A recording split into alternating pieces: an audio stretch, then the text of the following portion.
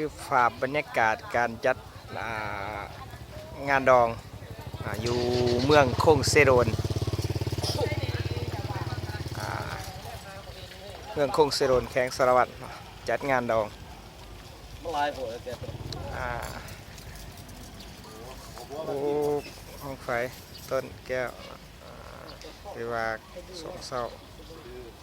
บรรยากาศโดยทั่วไป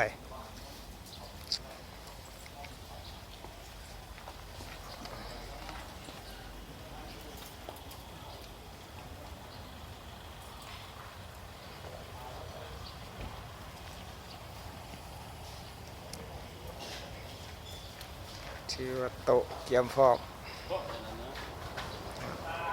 ด้านหน้าด้านหลัง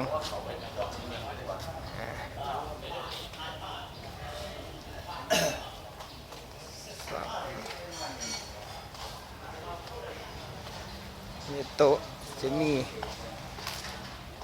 เบียร์มีโค้กมีน้ำน้อย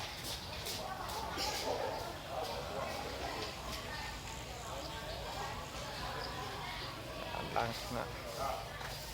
ทั่วไปถือว่ามีจำนวนประมาณ60 โต๊ะนะเบื้องข้างหลังเป็นเมียครัวเขาอยู่เพื่อนในเมืองคงเซโรน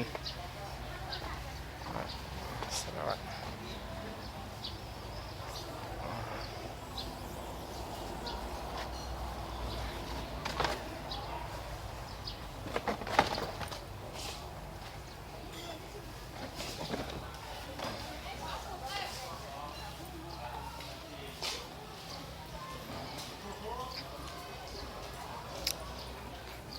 ภาพบรรยากาศโดยรวม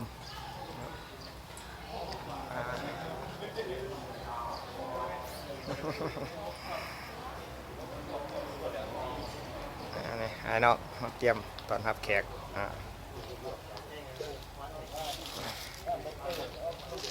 กำลังไก่สำเร็จ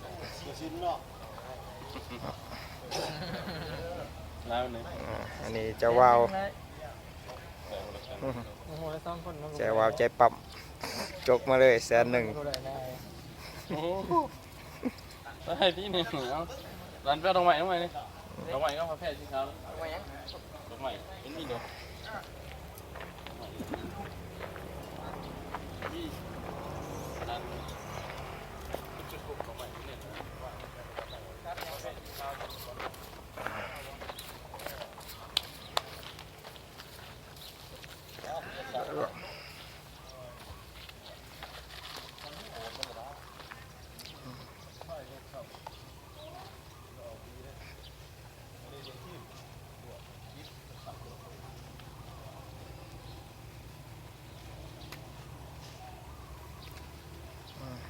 ที่ว่าสวยสดงดงาม